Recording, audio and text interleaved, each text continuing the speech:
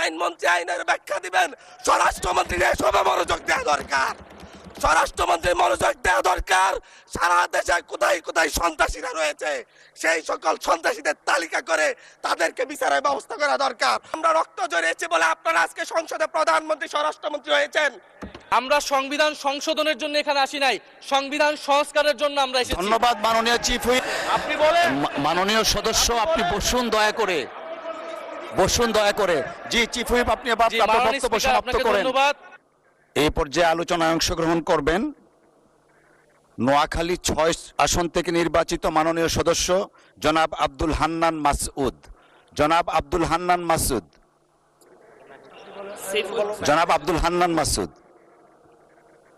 Speaker, আমাদের বিরোধী দলীয় হুইপ কথা বলতে চাইছিলেন, সেই হুইপ কথা বলতে চাইছিলেন, ওনার পরে আমি কথা বলবো। বিরোধী দলের চিফ হুইপ, মাননীয় বিরোধী দলের চিফ হুইপ। মাননীয় স্পিকার, আপনাকে ধন্যবাদ জানাচ্ছি অনেক কষ্ট করে, কারণ আমি অনেকক্ষণ ধরে আপনার দৃষ্টি আকর্ষণ করছিলাম এবং আমরা আশা করি যে আপনি যখন ফ্লোর দিবেন সেখানে কোনো বৈষম্য করবেন না।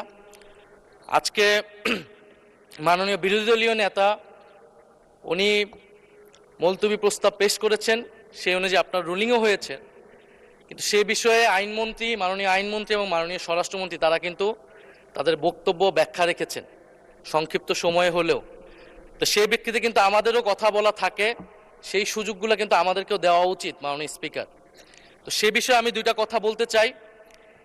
এখানে আমাদের কারোরই ভুলে যাওয়ার কথা না যে দুইটা নির্বাচনের মাধ্যমে আমরা আজকের এই জায়গায় এসেছি, একটি গণভোট এবং একটি জাতীয় সংসদ নির্বাচন।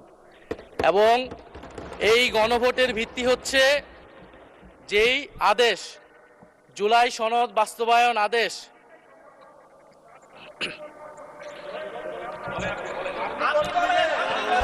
আপনি বলেন। মাননীয় সদস্য আপনি বসুন দয়া করে, বসুন দয়া করে। জি চিফ হুইপ আপনি আবার জি, আপনার মাননীয় বক্তব্য স্পিকার, সমাপ্ত আপনাকে করেন। ধন্যবাদ। মাননীয় স্পিকার, তাহলে আমরা আর এখানে না থাকি, আমরা তাহলে আর দরকার নেই। মাননীয় চিফ হুইপ আপনার মাইক অন আছে, প্লিজ ডু কন্টিনিউ। মাননীয় স্পিকার, আমাদের বক্তব্যটা হচ্ছে খুবই সুস্পষ্ট, যেখানে বারবার বিভিন্ন বক্তব্যে আমাদের যে গণভোট হয়েছে, গণরায় হয়েছে, গণভোটের আদেশ ছিল, সেই আদেশকে অমান্য করা হচ্ছে, সেই আদেশকে অসাংবিধানিক বলা হয়েছে, যার ভিত্তিতে আমরা এখানে এসেছি সেটাকে মাননীয় অসাংবিধানিক বলা চিফ হচ্ছে। হুইপ আপনার এটা স্পেসিফিক কিছু থাকলে বলেন, আর আমি না খুবই হলে specific ভাবে আপনাকে বলছি। ফ্লোর দেয়া হয়েছে। মাননীয় স্বরাষ্ট্রমন্ত্রী তার বক্তব্যে বলেছেন সংস্কার কমিটি করার প্রস্তাব এনেছেন। না,